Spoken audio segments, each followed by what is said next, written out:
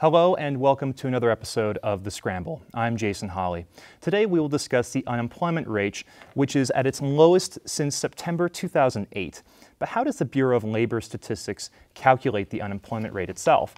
We will also discuss the recent climate change march in New York City, which brought over 300,000 protesters, making it the largest climate change march in history. But is climate change really something we should be worried about? Is climate change caused by human activity and high CO2 levels, or are we experiencing natural phenomena?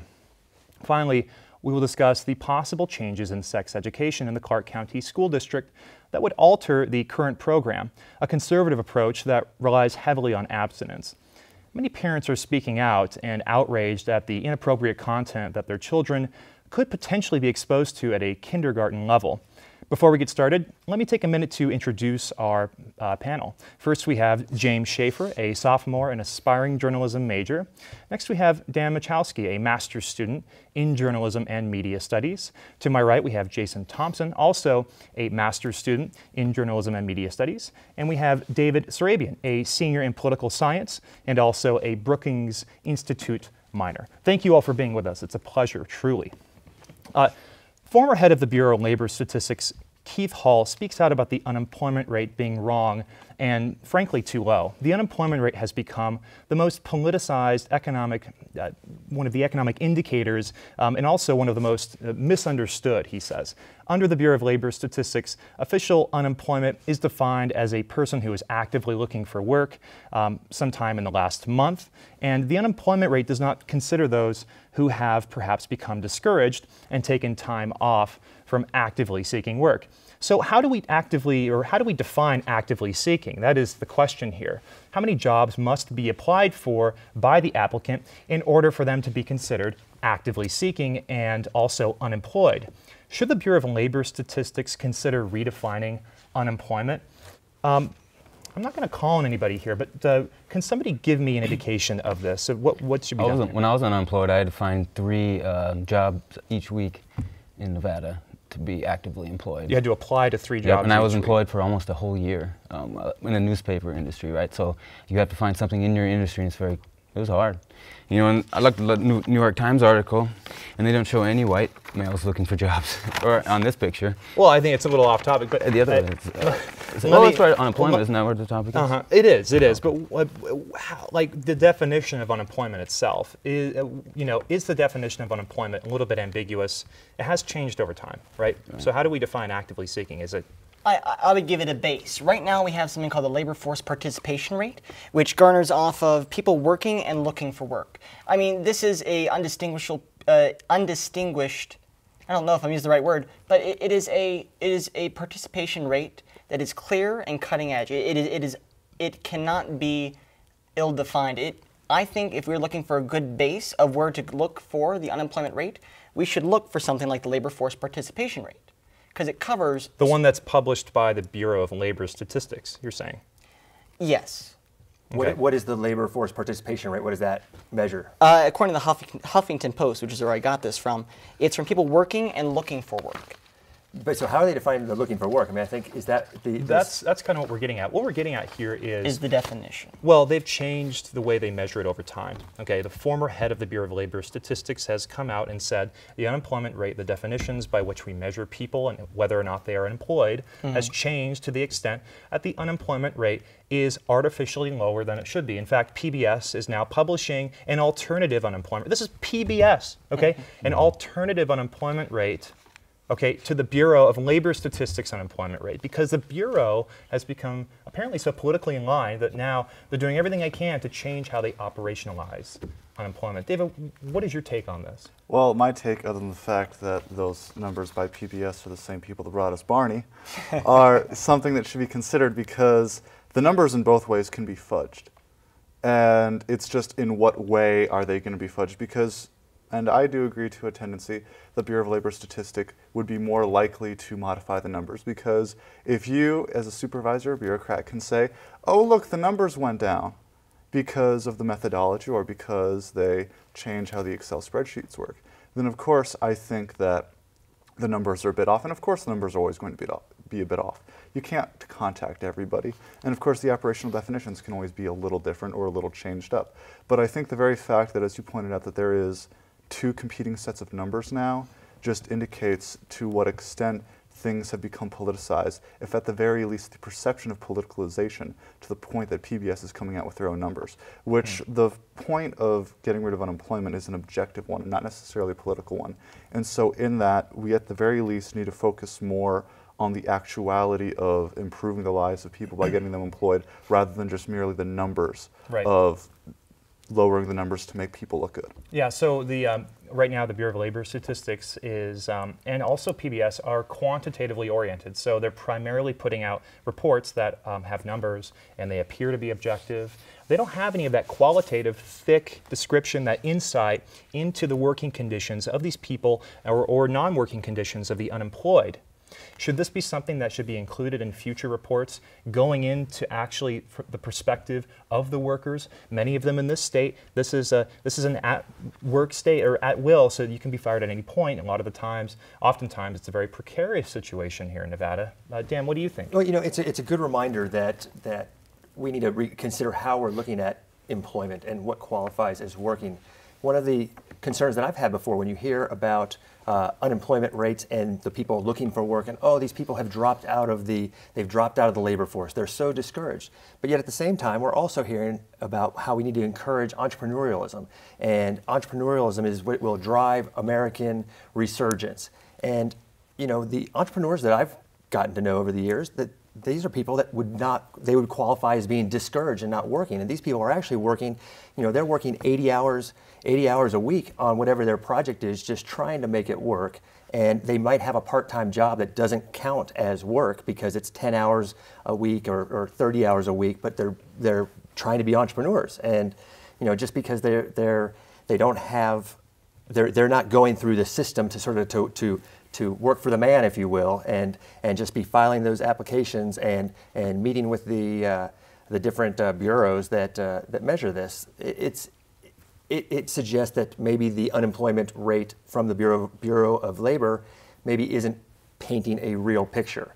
But now, what do those numbers, the movement of the numbers, what do they suggest? Like, I don't know that you can sit there and throw the baby out with the bathwater on that, just because these numbers they're looking at are missing a big chunk of the potential workforce. I definitely agree with that. I mean, if we are looking for something that's qualitatively speaking, where we're looking for what is work and what isn't work, entrepreneurship is a great way to start. I think it's a great point. I don't have anything to disagree with that. All right, good. So we'll leave it at that. Now, we will move on here to our second topic. Upwards of 400,000 demonstrators recently congregated in New York City to express concern about global warming and the environment at large. The protest took place the same week international leaders gathered for the Intergovernmental Panel on Climate Change at the United Nations in New York. The panel noted that the months of June, July, and August of this year, 2014, yielded the highest average global temperatures ever recorded. Further, the panel noted that global CO2 levels have reached their highest in 650,000 years. Critics of global warming argue that climate change is nothing more than a political and economic power grab for socialists, communists, just seeking to dismantle capitalism. Is this really the case? And if climate change is happening, what do we do about it? Well, the very fact that they're saying communists and socialists are using it to get rid of capitalism, they obviously are filled with such vehemence towards their own opinions that they really have little to no objectivity at all, or at the very least lack the intellect to use the proper terminology. That being said, I am surprised that we are still having the debate of whether global climate change is happening, because it is happening. It is objectively happening. Scientists from all over the world, and in fact it was the Soviet Union that originally looked into global climate change, because the fantastic news for all the cold weather countries is that a lot more arable land is going to be available once temperatures go up. And especially in other countries, it's a benefit for them because they're going to be opening up sea lanes, because the ice caps are starting to melt more. Now, it is an issue that global climate change is happening, and we should take measures to prevent it from happening because of the disasters that can happen, because thousands of people died in Europe. during the recent heat surge that they had in the past couple years.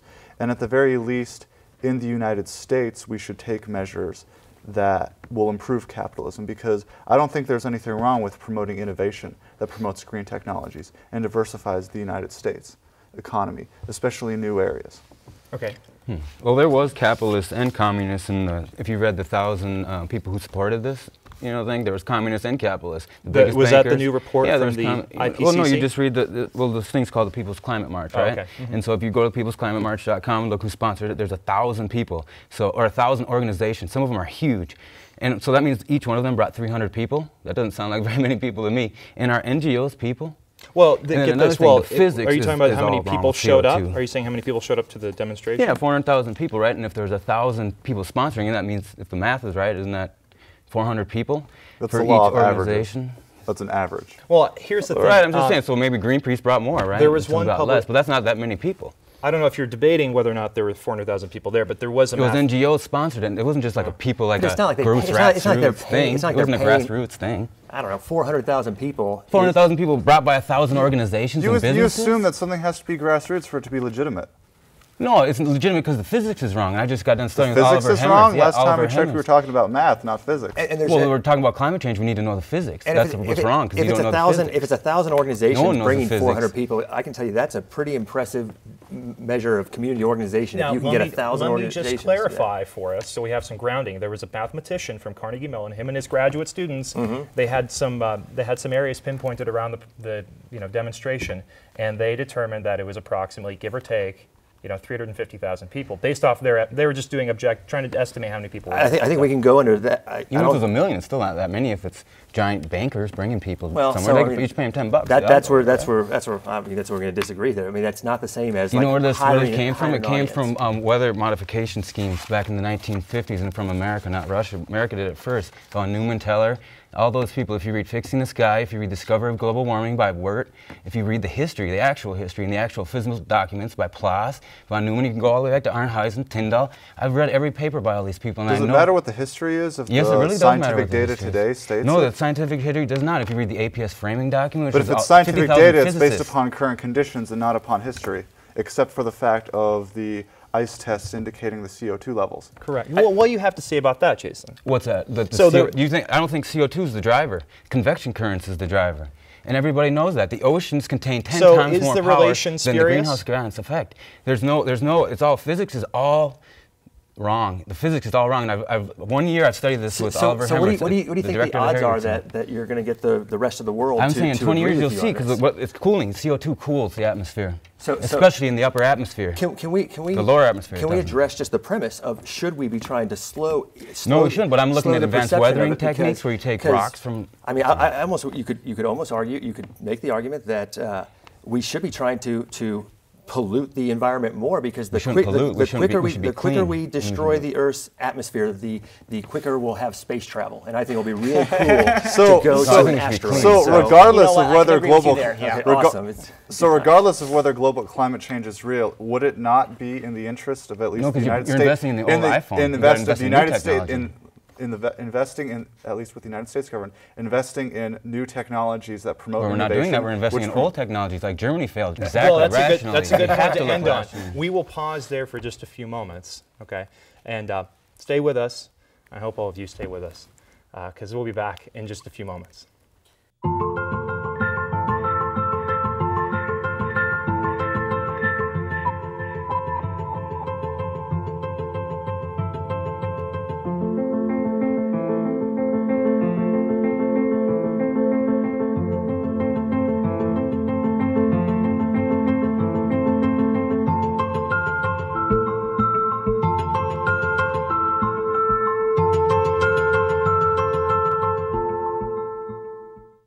Every year, millions of young women try to change the skin they were born with and say they'd die for darker skin.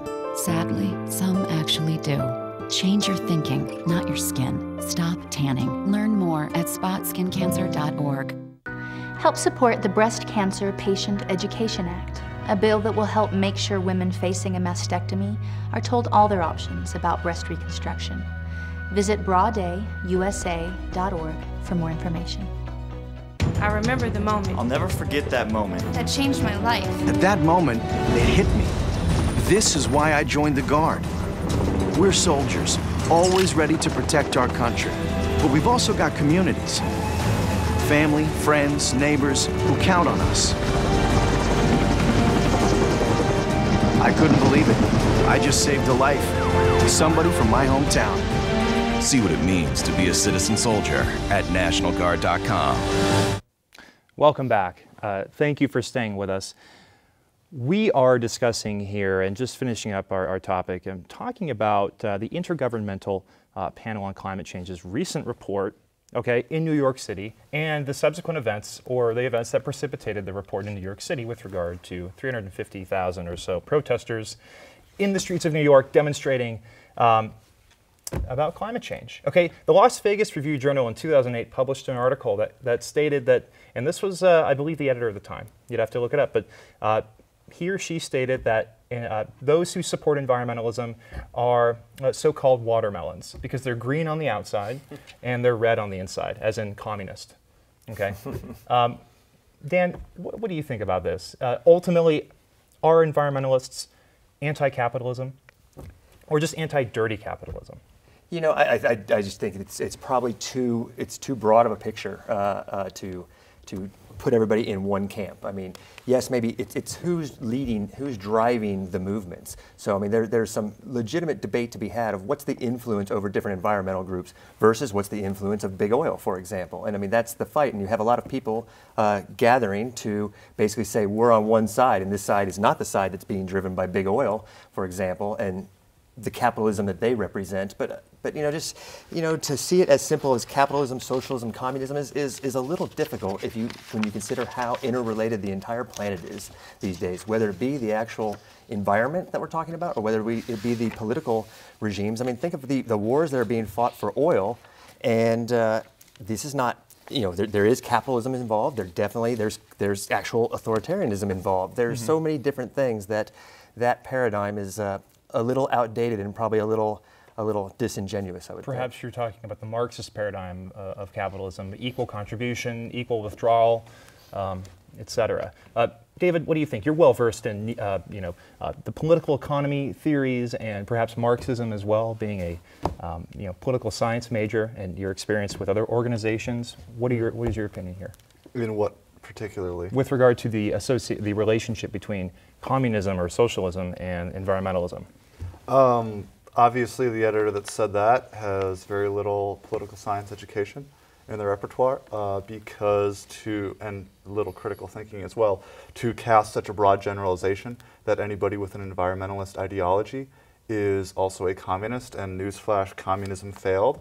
And so communism really is not a popular ideology these days, even in particular areas where it is not growing very quickly. What about socialism? North Korea would disagree. It's all right. I've been. That's the thing is that at the very least the editor is attempting to break out these words that we as an American populace are either not familiar with or we inherently dislike. And it's doing that to appeal to the emotions of people regarding an issue that is a scientific issue, not a type of government issue. Right. Okay. Environmentalism is about, okay, what is going on in the environment and how it's affecting people. Right. It isn't a preferred system of governance. Okay. Jason, I'm going to give you 10 seconds to Okay. give me a conclusion on this topic in 10 seconds. All right. 10 seconds. Mike Moore, I think his name is. He was Greenpeace founder, and he was at the Skeptics conference I went to. But there is communists, there is capitalists. They're both behind it. And also the military frame is huge. What will help the military environment? Communism or That's who capitalism? discovered climate change was the military. What was that? What will help the environment more? Communism or capitalism? What do you think? Both of them could do horrible jobs to it. Okay, good. We'll end on that note. And we're going to move on to our third and final topic here regarding the Clark County School District, the school system.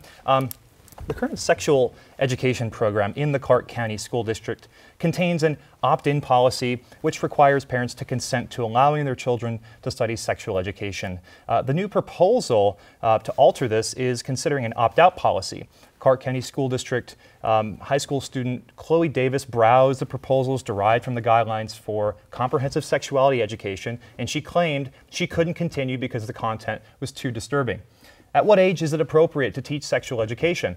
And are the proposed changes going to have a positive influence in students' behaviors in our local school districts?